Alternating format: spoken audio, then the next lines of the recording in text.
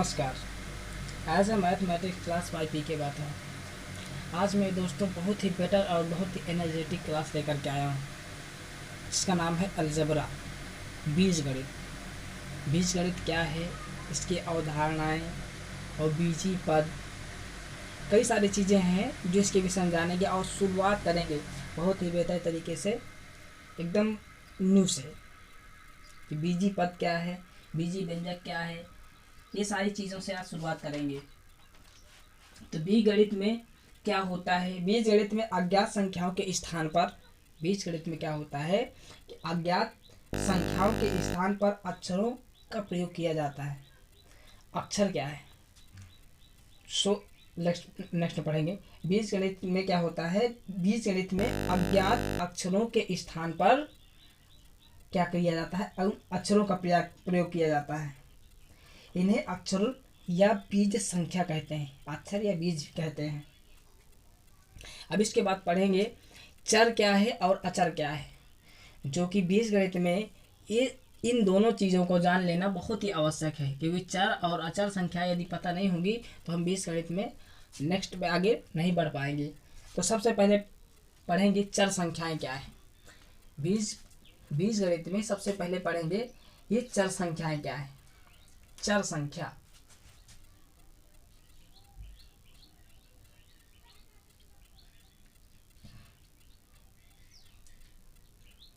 चर संख्याएं, तो देखिए चर संख्याएं क्या है। तो चर संख्याएं वे संख्याएं, चर संख्या अथवा बीजी अंक, चर संख्या अथवा बीजी अंक मतलब क्या होता है? वर्णमाला के जो अक्षर होते हैं, वर्णमाला के अक्षरों को क्या करते हैं, जब हम उन वर्णमाला के अक्षरों को इस बीजी पदों के रूप में निरूपित करते हैं, अर्थात वर्णमाला के जो अक्षर संख्याओं को निरूपित करते हैं, बीजी अंकों या चर संख्याएं कहलाते हैं। वर्णमाला के जो अक्षर होते हैं, जैसे ए बी सी ये हो गए, ये सारी क्या है? वर्णमाला है। और वर्णमाला के अक्षर जो है तो वही क्या हमारे बीजी चर अथवा चर संख्याएं कहलाते हैं। बीजी व्यंजक या बीजी, वहाँ पर बीजी व्यंजक नहीं कहेंगे क्योंकि बीजी व्यंजक नेक्स्ट अलग होता है, उसमें नेक्स्ट पढ़ेंगे। तो ये सबसे पहले पढ़ेंगे चर संख्या क्या है। तो चर संख्या वे संख्याएं होते हैं जो वर्णमाला के अक्षर होते हैं, A B C X Y Z और मतलब इत्यादि काफ़ी सारी जो भी हैं। तो सबसे ज़्यादा प्रयोग होती हैं तो क्या होते हैं? Small A B C small letters में, और स्मॉल में क्या होता है? X Y Z. ये सारी चीज़ें क्या होती हैं? चर संख्याओं को निरूपित करता है। चर संख्याएं क्या है? एक्स वाई जेड, ये भी हमारी ये क्या है? चर संख्याएं। और क्या है? ए वी और सी, ये क्या है? ये सारी क्या है? चर संख्या है इत्यादि। इसके बाद अचर संख्याएं जान लेंगे, क्योंकि चर संख्या के साथ साथ अचर संख्या को जानना बहुत आवश्यक है। अचर संख्या, अचर संख्याएं, अचर संख्याएं क्या है? तो देखिए अचर संख्याएं क्या है। अचर संख्याएं वास्तविक संख्याएं, अचर संख्याएं सभी वास्तविक संख्याएं, जितनी सारी वास्तविक संख्याएं होती हैं वो क्या होती है? हमारी अचर संख्याएं होती हैं। तो वास्तविक संख्याएं मैंने बताया था, वास्तविक संख्या कौन सी होती है? 1 2 3 4 डॉट डॉट, जितनी सारी संख्याएं होती है। तो यहाँ पर जितनी सारी अचर संख्याएं मतलब 1 2 3 4 डॉट डॉट डॉट डॉट अनंत तक भी हो जाती हैं।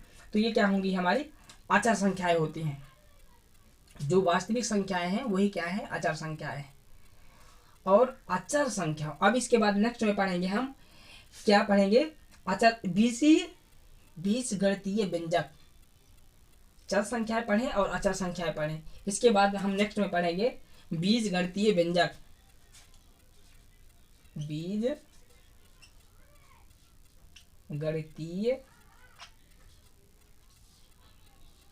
व्यंजक, हाँ, बीजगणितीय व्यंजक। तो देखते हैं कि बीजगणितीय व्यंजक क्या है। कहते हैं किन्हीं बीजी अंकों संख्याओं, देखिए बीजगणितीय व्यंजक क्या है? बीज गणितीय व्यंजक मतलब किसी बीजीय अंक, बीजीय अंक क्या है, X Y Z A B C etc। तो बीजी व्यंजक मतलब बीज गणितीय अंक और क्या हूँ, ये अचर पद भी हूँ, मतलब संख्या और बीज गणितीय पद यदि आपस मान चलिए दोनों को ऐड करके, ऐड मतलब एडिशन नहीं, ऐड मतलब क्या है, मल्टीप्लाई करके या फिर एडिशन करके या फिर डिस्ट्रैक्शन करके मान चलिए रख दे यहाँ पर, तो क्या होगा, वही हमारे क्या है बीज गणितीय व्यंजक कहलाते हैं। इन सभी संख्याओं को x मान चलिए यहाँ पर क्या है बीज गणितीय व्यंजक क्या है, तो x ये हमारा क्या है बीज गणितीय व्यंजक, 2x यहाँ लिख दे तो ये भी क्या है हमारा बीज गणितीय व्यंजक है। 3x+4 लिख दें तो ये भी क्या है एक बीज गणितीय व्यंजक है। और इसके बाद नेक्स्ट में हम लिख दें 9x² -y + z, तो ये भी क्या है हमारा, ये भी सभी क्या है हमारी बीज गणितीय व्यंजक हैं। देखो मैंने बताया था कि चाहे बीज गणित मतलब बीजी पद हो या फिर बीजी पद प्लस संख्याएं संख्याओं का गुणा एक साथ करा के रखा हो तो भी क्या होता है बीजी पद होता है, बीजी गणितीय व्यंजक होता है। या फिर क्या किया जाए, उनको जोड़ करके या फिर घटा करके रखा जाए तो भी क्या होते हैं हमारे बीज गणितीय व्यंजक ही होते हैं। तो जैसे कि इस प्रकार से ये क्या है हमारे बीज गणितीय व्यंजक है, x 2x 3x+4 9x² -4 यहाँ पर y है, तो 9x² -y + z, ये भी हमारे क्या है सभी क्या होते हैं, ये बीजीय व्यंजक होते हैं, बीज गणितीय व्यंजक हैं। अब देखिए बीज गणितीय व्यंजक तो ये है, लेकिन अब इनके पद क्या होते हैं, क्योंकि हाई स्कूल में क्या होता है जो हमारे एग्जाम बोर्ड में होते हैं तो वो बीज गणितीय व्यंजक पूछे जाया करते हैं, तो इनको जानना बहुत ही आवश्यक है। देखो बीज गणितीय व्यंजक क्या है, अब बीज गणितीय व्यंजक उनमें से देखो बीज गणितीय ये बीज गणितीय व्यंजक होगा, लेकिन इनके पदों को पढ़ेंगे। तो देखिए फर्स्ट में क्या लिखा हुआ है, यहाँ पर x बस केवल लिखा हुआ है, यहाँ पर क्या लिखा हुआ है 2x लिखा हुआ है, यहाँ पर 3x+4। कहने का तात्पर्य यह है कि बीज गणितीय जो पद हैं तो यदि एक साथ उनका मल्टीप्लाई करके रखा गया हो, चाहे कितनी सारी बीज गणितीय व्यंजक या संख्याएं उनका अगर मल्टीप्लाई करके रखा गया हो तो वह केवल एकल पद ही कहलाएगा। देखते हैं अब इसी में मान चलिए देख लेते हैं कौन कौन से पद है। देखिए यहाँ पर क्या है x है 1 और x मैंने देखिए, और हाँ एक बात हमें याद रखना कि यदि किसी भी चर संख्या के फर्स्ट में कोई भी अचर संख्या न हो तो हमेशा वहां पर 1 होता है वहां पर क्या होता है 1 ऐड होता है वहां पर। जैसे कि यहाँ पर क्या लिखा हुआ है, यहाँ पर 1x मैं लिख दूं यहाँ तो क्या होगा 1x, बट क्या होता है यहाँ पर ये 1 को ना लिख करके हम क्या लिखते हैं केवल x बस लिखते हैं, क्या लिखते हैं केवल x बस लिखते हैं। तो यहाँ पर मैंने बताया कि, और हाँ एक बात और याद रखना कि जो यहाँ पर क्या होता है 2x पे पावर पे भी हमेशा ध्यान देना कि अगर कोई भी बीजगणितीय पद में ये बीज चर संख्याओं पर क्या हो पावर ना लगी हो, मतलब घात ना हो, तो भी वहाँ पर क्या होती है, वहाँ पर एक घात हमेशा होती है। तो ये दो चीज़ हमने जाना कि यदि किसी भी चर संख्या के आगे कुछ भी ना लगा हो, कोई भी अचर संख्या ना हो, तो वहाँ पर अचर संख्या जो होती है वहाँ पर 1 होती है, और वह उस अचर संख्या पर यदि पावर ना लगी हुई हो तो वहाँ पर हमेशा क्या होती है एक उसकी पावर इसमें होती है। आगे नेक्स्ट में कुछ क्वेश्चन से आएंगे तो वो यहाँ पर क्लियर हो जा रहा है, अगर यहाँ पर क्लियर होगा तो कोई दिक्कत नहीं होगी। चलिए अब देखते हैं कि यहाँ पर कितने पद हैं। अब ये देखिए 1 2 3 4 ये सारे हम लिख दिए हैं, और इसमें से देखते हैं कितने पद हैं, इसमें कितने पद हैं, इसमें कितने पद हैं, इसमें कितने पद हैं, और इस बीजगणितीय व्यंजक में कितने पद हैं। तो देखते हैं, तो बीजगणितीय पद यहाँ पर लिख दे, चाहे बीजीय पद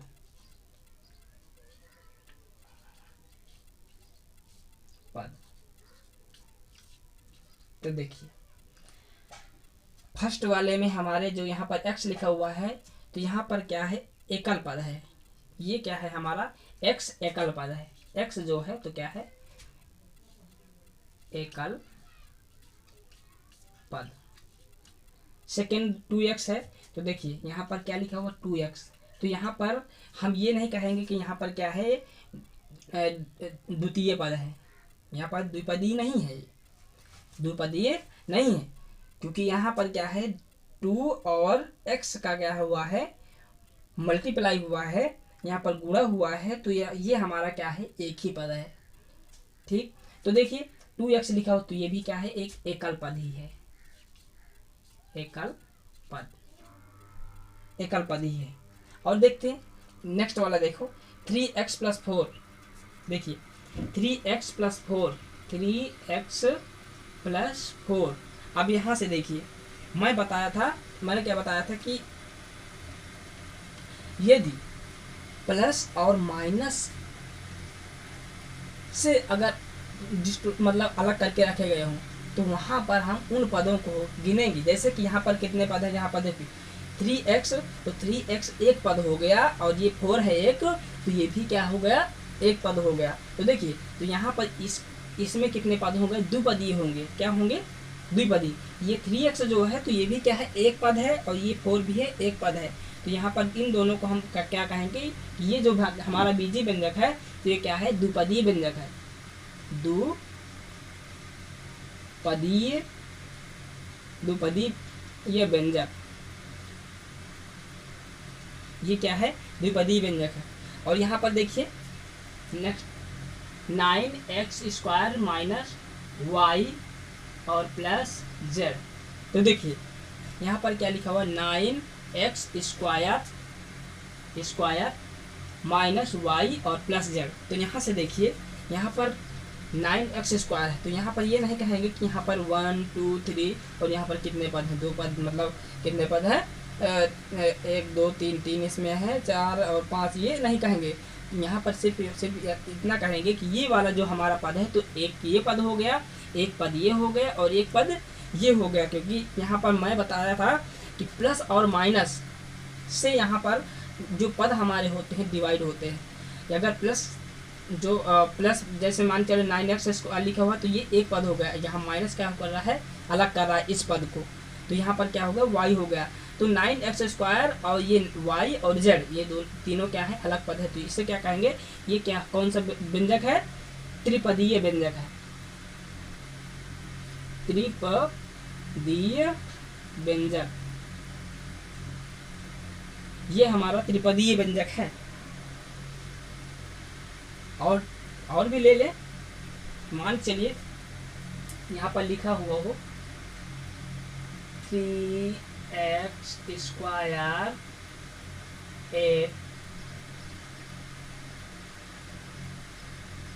माइनस 3xy z +2। अब देखिए यहाँ पर कई सारे व्यंजक लिखे हुए हैं। यहाँ पर क्या लिखा हुआ है, 3x² × 8 लिखा हुआ है, और -3xyz +2 लिखा हुआ है। तो यहाँ से देखते हैं कि कितने पद हैं। तो यहाँ देखिए 3x² मान, यहाँ पर 8 क्या है, 8 जो 8 है, तो इसमें क्या है, मल्टीप्लाई है, गुणा है। तो गुणा है, तो ये भी क्या होगा, एक एकल पद ही होगा, मतलब एक पद यही हो, एक पद ही इसे लेंगे, 2 पद नहीं लेंगे। क्योंकि अब यहाँ पर ये यहाँ से जो माइनस है, तो ये डिवाइड कर रहा है कि यहाँ पर ये वाला हमारा जो होगा, तो ये एक पद होगा, और ये प्लस जो चिन्ह डिवाइड कर रहा है, तो ये भी क्या है, एक पद होगा। तो 1 2 और 3, तो यहाँ से भी क्या होंगे, त्रिपदीय व्यंजक। ये भी हमारा क्या होगा, त्रिपदीय व्यंजक ही होगा, त्रिपदीय व्यंजक। ये भी हमारा क्या है, ये भी हमारा त्रिपदीय व्यंजक ही होगा। तो यहाँ से समझे हम, क्या समझा, सबसे पहले चर संख्या समझे, और फिर अचर संख्याएं, और इसके बाद बीजगणितीय व्यंजक समझा। इसके बाद पद समझे, कितने पद, कौन, मतलब कहाँ पर कौन से पद होते हैं। तो कैसे हम एक बीजगणितीय व्यंजक में किस प्रकार से पहचानेंगे कि हमारा इस व्यंजक में कितने पद हैं, और ये हमेशा बोर्ड एग्जाम में पूछे जाते हैं।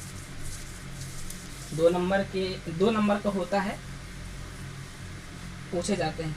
नेक्स्ट में देखिए, अब हम पढ़ते हैं गुणनखंड पढ़ें।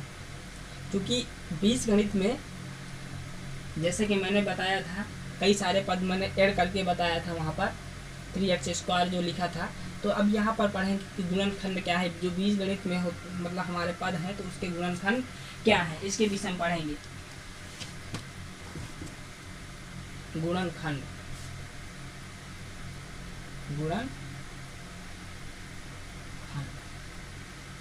तो देखिए गुणनखंड यहाँ से पढ़ेंगे। गुणनखंड क्या है? जब 2 या 2 से अधिक संख्या अथवा बीजीय अंकों का गुणन होता है।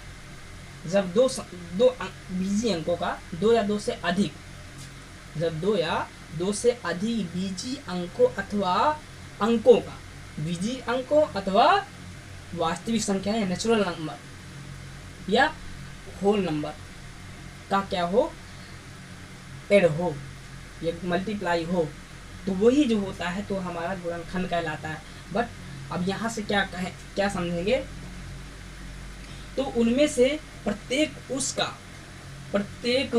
उस गुणनफल का क्या होता है, गुणनखंड कहलाता है। मान चलिए यहाँ पर लिखा हुआ हो 3xy z, 3xy और z, ये लिखा हुआ है 3xy z।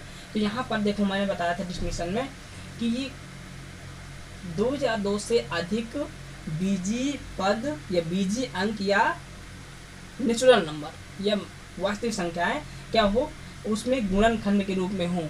तो जो गुणनफल है, ये हमारा क्या है, एक गुणनफल है। तो इसका प्रत्येक गुणनखंड क्या होगा, उस बीजीय पद का, उस बीजगणितीय पद का क्या होगा, गुणनखंड कहलाएगा। तो यहाँ से इसके जो गुणनखंड होंगे तो क्या होंगे, 3 into x, 3 into x into y into z। तो यहाँ से हम कह सकते हैं कि जो 3 का गुणनखंड 3 गुणे x गुणे y गुणे z, ये हमारे क्या होंगे, गुणनखंड हो गए। इसी प्रकार से कई सारे, जैसे मान चलिए यहाँ पर कुछ घात के रूप में भी दे देते हैं, तो वैसे भी हम पहचान लेंगे कि मतलब कौन से। जैसे कि मान चलिए कोई देंगे 3 नहीं लेते हैं, कुछ और ले लें, 9 ले रहे हैं, 9x³ y² और यहाँ पर z ले रहे हैं। तो देखिए, तो इसके जो गुणनखंड बनेंगे, तो ये क्या है, हमारा एक गुणनफल है, तो इसके गुणनखंड क्या होंगे, तो इसके गुणनखंड जो होंगे, देखिए 9 को भी हम 3 into 3 लिख सकते हैं। लिखना है तो मतलब यहाँ से लिख लेते हैं, 3 into 3 into x into x into x। क्योंकि यहाँ पर देखिए x पे पावर कितना है, 3 लगा हुआ है, तो इसका मतलब ये है कि x हमारा कितने बार है, 3 बार इसका गुणा है। और यहाँ क्या है, y पे पावर 2 है, मतलब क्या है, y का गुणा 2 बार है, तो y into y, इसके बाद क्या है, y जड़ है, तो यहाँ पर जड़ हो गया। तो ये क्या होगा, इस गुणनखंड, इस पद का क्या होगा, ये सारा क्या है, हमारा गुणनखंड है। तो यहाँ से हमने समझा क्या, गुणनखंड। इसके नेक्स्ट में हम समझेंगे बीजीय व्यंजकों का जोड़, बीजीय व्यंजकों का घटाव, बीजीय व्यंजकों का गुणा और भाग।